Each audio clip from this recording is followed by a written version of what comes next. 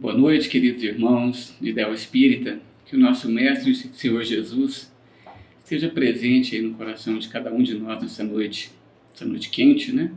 Nossa região anda com a temperatura aí bem aquecida nos últimos dias. Em primeiro lugar, eu queria agradecer na pessoa da Eugenie a toda a coordenação do Centro Espírita e Núcleo Educacional Eurípides Barçanufo pela oportunidade de estar participando aqui com vocês dessa jornada, né, de reuniões online. Tomara que isso não se acabe depois que retornarmos da pandemia, que as casas voltarem a receber nossos irmãos para frequentar, que a gente tem recebido assim um posicionamento muito bonito das pessoas que têm dificuldades de locomoção, de acessibilidade. Eles estão achando muito importante esse trabalho que está sendo realizado. Então, eu queria enaltecer aí o trabalho que vocês estão fazendo, isso é fantástico, tá bom? E eu trouxe aqui um tema para a gente conversar hoje a respeito do poder da fé. A gente falar de fé para os nossos irmãos espíritas é um tanto quanto repetitivo às vezes, né? Mas essa repetição é algo que eu acredito muito, que quanto mais estudamos, quanto mais nós temos a oportunidade de falar sobre um determinado assunto, maior é o entendimento que nós temos a respeito dele. E é dentro dessa busca pelo entendimento que a gente fica muito feliz com a chancela que Allan Kardec nos trouxe a respeito da fé raciocinada. Que essa fé ela se torna raciocinada a partir do momento que nós buscamos o entendimento dela. E para a gente poder falar sobre qual é o poder dessa fé, a gente precisa refletir antes sobre duas situações. A primeira delas é como está a saúde da nossa fé. Será que a nossa fé adoece? Será que ela fica um pouco mais fraca de vez em quando? Sobre isso que a gente vai falar. E a outra, que é muito importante, é o que é ter fé. O que é isso? Que sentimento, que razão, que consciência é a gente ter fé? E para a gente começar esse nosso trabalho, né, nosso encontro de hoje, eu queria convidar todos os irmãos para pensarem numa seguinte situação. Todos nós, de alguma forma, no local que nós estamos agora, próximo de nós tem uma porta. Ou até mais de uma, talvez. Mas vamos imaginar que numa dessas portas, de repente, se materializa a figura do nosso Mestre Senhor Jesus Cristo. A gente olhando ali para a porta, com ele parado, olhando para nós, como que seria isso? O que você faria numa situação como essa? E se ele te perguntasse, como que está a tua fé, meu irmão? Você tem feito tudo o que eu lhe ensinei? E desse alguns minutos para que você respondesse para ele se você está realmente fazendo tudo que ele ensinou, que é o sinal, a demonstração e a consciência daquilo que é ter fé. Fica só essa entrada, esse pano de entrada para a gente fazer uma analogia de como que está, né? Fazer uma avaliação de como que está a nossa fé. E afinal, o que é ter fé? Se perguntarmos hoje, para a grande maioria das pessoas que tem pouca oportunidade de estudar ou de refletir sobre isso, a maioria delas vai responder para a gente que ter fé é ter crença. E não está errado não. Mas se nós evoluirmos sobre isso, ter crença é acreditar. Aí vem um detalhe. Quem acredita pode também desacreditar. Então ter fé é mais do que isso. É muito mais do que simplesmente acreditar. Ter fé é estar comprometido, enquanto que acreditar é estar envolvido. Existe uma diferença sobre isso, entre estar envolvido e estar comprometido. Parece a mesma coisa, mas um palestrante de Salvador uma vez deu um exemplo nem tenho certeza se o exemplo é dele, mas eu vi ele usando esse exemplo e eu carrego ele comigo. É a gente fazer a comparação de um ovo mexido com bacon.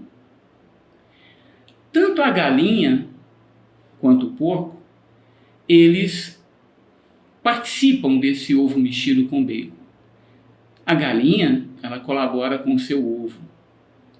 Ela está envolvida com esse ovo mexido e com esse bacon. Mas o porco não. O porco, ele entra com a vida para poder dar o bacon. Então essa é uma diferença singular para a gente interpretar qual é a diferença de estar envolvido com a fé e estar comprometido com a fé. Fé é doação. Allan Kardec nos trouxe que a fé necessita de uma base. E essa base, ela deve ser a perfeita compreensão daquilo que se deve crer. Para crer não basta ver, é preciso, sobretudo, compreender. E essa é a origem do que nós podemos chamar da nossa fé raciocinada. A fé é um sentimento? Não é. A fé é uma consciência. E consciência é a percepção daquilo que é certo ou do que é errado. Ela nos gera dúvida? Em tese, não deveria. Em tese, nunca deveria nos gerar qualquer tipo de dúvida. E a nossa fé? Ela avança? A nossa fé aumenta ou ela retrai? A nossa fé avança, sim. Leon Denis nos trouxe que o espírito segue de forma ascendente, por estágios e experiências, acumulando ali informação, estruturando-se psiquicamente. Quando ele fala que o espírito segue de forma ascendente, ele deixa claro no entendimento que esse seguir de forma ascendente é ao longo das encarnações. E nós temos como objetivo de crescimento, objetivo do nosso desenvolvimento espiritual, é chegar dentro do nosso desenvolvimento do ponto de vista da espiritualidade. E essa espiritualidade, ela tem estágios de classificação. Esses estágios são denominados em ordens.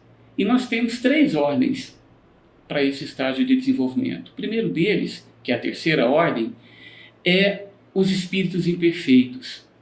O espírito imperfeito são aqueles espíritos impuros, levianos, às vezes batedores e perturbadores. Somos todos nós encarnados aqui na Terra.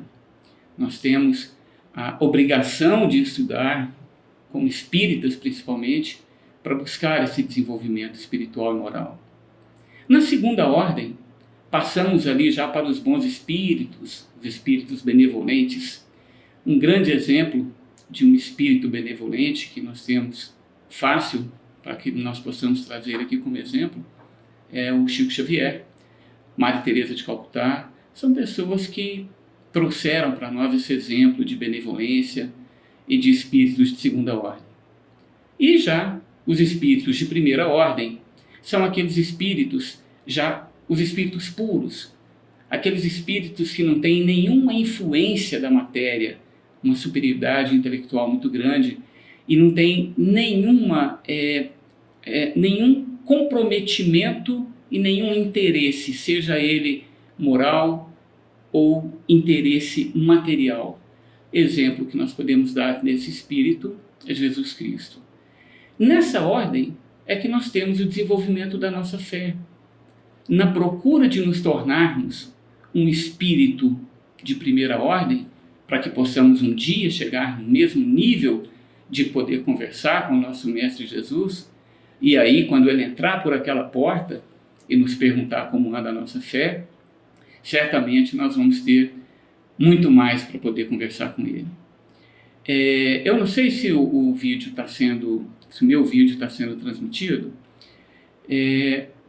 Um exemplo muito bacana que tem da questão da fé, que é muito utilizado, é a questão da afirmação que Jesus trouxe para nós a respeito do grão de mostarda.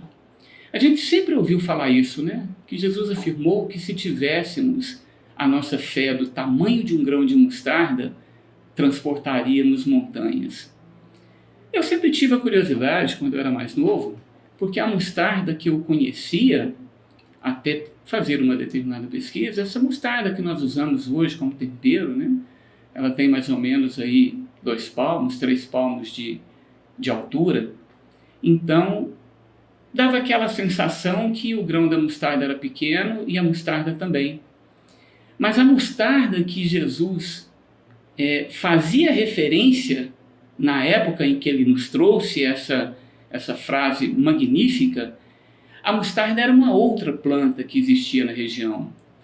Essa aqui é a mostarda a que Jesus se referia na época que ele fazia o sermão e nos trouxe essa máxima que se tivéssemos a fé do tamanho de um grão de mostarda, moveríamos montanha. O que nós podemos tirar disso? Que se nossa fé, quando iniciamos o processo de entendimento da fé, ela é pequenina como um grão de mostarda, imagina onde ela pode chegar a partir do nosso comprometimento com a fé. É um exemplo muito bonito que ele nos trouxe. E dentro desse conceito do envolvimento, do comprometimento, do crescimento da nossa fé, quando procuramos o que a nossa língua-mãe nos traz a respeito da fé, que é a língua latim, ela traz uma palavrinha pequenininha que chama fidem. E essa palavra fidem, ela significa relacionamento, ela significa fidelidade. Toda fidelidade, ela está atrelada a um tipo de relacionamento. Quando pensamos nas nossas amizades, será que precisamos ter fé nas nossas amizades? Basta a gente pegar a mesma analogia. Quando somos crianças e começamos a amizade ali com o nosso amiguinho no pré-primário, ou um vizinho, alguma coisa, e a gente tem a oportunidade de evoluir com essa amizade ao longo do tempo, a gente vai percebendo que o comprometimento vai se tornando cada vez mais forte com essa pessoa, desde que seja uma amizade sincera, seja uma amizade honesta. Então essa fé, que é a fidelidade, que se transforma em relacionamento, ela vai crescendo ao longo do tempo, porque nós vamos desdobrando a nossa capacidade de atrelar, de estar envolvido, de estar comprometido com os nossos amigos. Podemos fazer a mesma analogia com a nossa família, nossos irmãos, nossos pais, nossos amores. Conforme o tempo vai passando, a fidelidade vai aumentando, o relacionamento vai se tornando mais forte, podemos inferir sim que ali a gente está vivendo um momento de fé, porque é um fidem, é uma fé no relacionamento. E quando trazemos isso para Deus? Quando conhecemos Deus, lá pequeninos, que a mamãe e o papai nos ensina a fazer a Ave Maria, o Pai Nosso, lá a gente tem pouca noção do que é essa fé. E a partir do momento que nós vamos nos abrindo, vamos deixando com que Jesus entre no nosso coração, e nós vamos estudando a respeito do que é isso, vamos aceitando a fé raciocinada, isso vai tomando um corpo, vai tomando uma forma cada vez mais comprometida, e sem dúvida nenhuma que a nossa fé ela vai avançando. Não quer dizer que ela vai aumentando, ela vai avançando em função do próprio entendimento. E a partir do momento que nós avançamos nesse entendimento, nós podemos pensar o seguinte: o que nos aproxima de Deus? O avançar na fé nos leva aonde? Sem dúvida nenhuma, o principal troféu que nós podemos ganhar é a convicção de ter Deus e amar a Deus acima de todas as coisas. Enquanto não tivermos essa convicção, nós temos ainda muito o que avançar na nossa fé. Precisamos também, lembrando da abertura que eu fiz, precisamos também entender os ensinamentos que Jesus Cristo nos trouxe. É muito bonito a gente se envolver com a espiritualidade, é muito bonito a gente participar de uma fraternidade, de uma comunidade espírita, e a gente se dar como voluntário, a gente estar envolvido ali como voluntário, é maravilhoso isso. Agora, isso por si só não basta. A gente precisa ter, nesse envolvimento, nesse comprometimento, o fundamento maior daquilo que nós estamos buscando. Nós estamos querendo fazer a faculdade, queremos fazer a caridade, nós queremos participar simplesmente por participar. Miguel Vives, que é um dos discípulos de Allan Kardec, Miguel Vives, para quem não teve a oportunidade de ler a respeito, ele é o Chico Xavier, lá da época de Allan Kardec, o Chico Xavier que existia na Espanha. E ele trouxe numa literatura dele muito bonita a respeito da responsabilidade dos espíritas.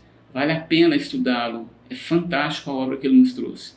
O fundamento do espírita enquanto marido, enquanto esposa, enquanto pai, enquanto participante de uma casa espírita. E ele deixa isso muito claro. A responsabilidade que nós adquirimos, principalmente enquanto espíritas, de trabalhar numa casa espírita, de praticar a caridade, não a caridade pela caridade, não participar de uma casa espírita por participar, e sim por comprometimento. De saber que estar presente numa casa espírita é um mero pano de fundo para algo muito maior que nós temos que desenvolver nas nossas vidas. Deus nos deixou, Jesus nos deixou, que devemos amar o próximo e também nossos inimigos. Amar o próximo me parece razoável, mas amar os inimigos não me parece fácil. Pelo menos a mim não. Eu ainda me encontro naquela terceira ordem. Eu ainda preciso avançar muito na minha fé, porque amar o inimigo é algo muito difícil. E não para por aí. Jesus nos trouxe que ele não veio criar uma lei. Ele veio cumprir a lei. E cumprindo as leis de Deus, ele trouxe para nós os seus ensinamentos. Ele veio na terra para cumprir com a lei de Deus. E que ele é o único caminho para se chegar ao Pai. Então temos que ter a plena convicção que Jesus precisa ser a máxima, a outra máxima e a maior das máximas em nossas vidas.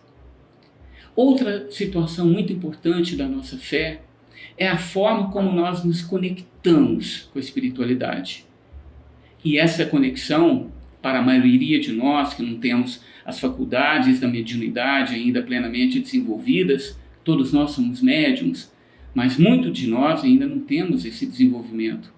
Então, a maior conexão que nós podemos ter para o fortalecimento da nossa fé é na oração. Ali, na oração, nós temos a oportunidade da conexão com a espiritualidade. A oportunidade, a verdadeira oportunidade. Aí eu trago para a nossa reflexão, se a nossa fé não está abalada, a nossa oração está sendo bem feita? Será que quando nós nos dispomos a fazer uma oração, a gente está cumprindo um ritual para poder dizer a nós mesmos, eu rezo todos os dias? Será que a nossa oração é aquela oração que a hora que eu estou quase dormindo, eu faço o nome do Pai ali rapidinho, faço oração e durmo fazendo oração? Não é errado não. Mas a oração ela tem que ser um pouco mais do que isso. Ela não pode ser aquela oração que a gente senta na cama, faz o nome do Pai, Pai nosso que está do céu, levanta rapidinho e vai trabalhar. Ela precisa ser mais elaborada. A oração ela precisa ser dedicada. Naquele momento que você faz uma oração, abre um enorme portal de comunicação entre você e a espiritualidade. Naquele momento, se pudéssemos estar na espiritualidade, vendo o que eles veem em nós quando estamos abrindo uma oração, as luzes no nosso entorno se fortalecem de tal forma que a espiritualidade percebe que naquele momento está havendo uma conexão, que estamos ali gerando de nós a vontade de nos conectar com a espiritualidade e de nos relacionar cada vez mais forte, olha o relacionamento de novo.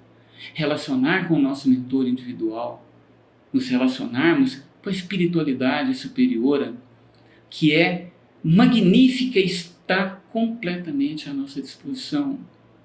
Mas para isso precisamos conectá-los. Precisamos ali gerar a oportunidade de dar e receber as nossas intuições necessárias. Temos também a questão da caridade, da gratidão, do viver em comunidade. Tudo isso é muito grandioso para que nós possamos desenvolver para avançar na nossa fé. E talvez o mais difícil deles, o perdão.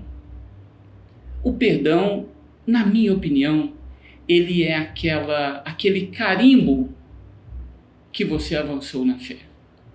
Quando conseguimos perdoar, a grandeza que nós trazemos para dentro da nossa espiritualidade, ela é tamanha que, sem dúvida nenhuma, você pode, a cada vez que você fizer um ato de perdão, você pode ter certeza que você ganhou ali uma estrelinha nessa avançada da caminhada da nossa fé, tão necessária para nós.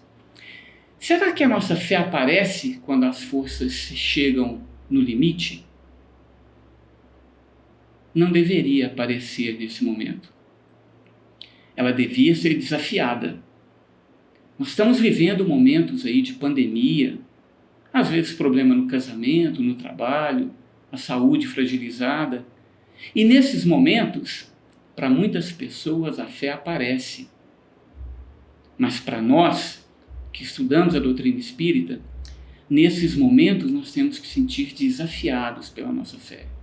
É ali que nós vamos sentir a presença de Deus nos fortalecendo e nos permitindo avançar dentro desse processo de desenvolvimento da fé. Quero deixar aqui para vocês, para todos os nossos irmãos que nos acompanham nesse momento, uma frase para que fique o registro da minha participação aqui hoje com vocês. Na caminhada das vidas, a consciência da fé sempre será o supremo desafio humano. É o desafio que nós temos a cada encarnação, a cada momento que nós aprendemos a fazer a nossa primeira oração na nossa nova encarnação, é nos dada a oportunidade ali de reinstalarmos o nosso processo de desenvolvimento da nossa fé. Então, para mim, é o supremo desafio que a humanidade tem. Espero ter trazido um pequeno momento para a gente raciocinar um pouco mais a respeito da nossa fé e agradeço imensamente pela oportunidade de vocês de estar aqui nessa noite de hoje. Muito obrigado a todos.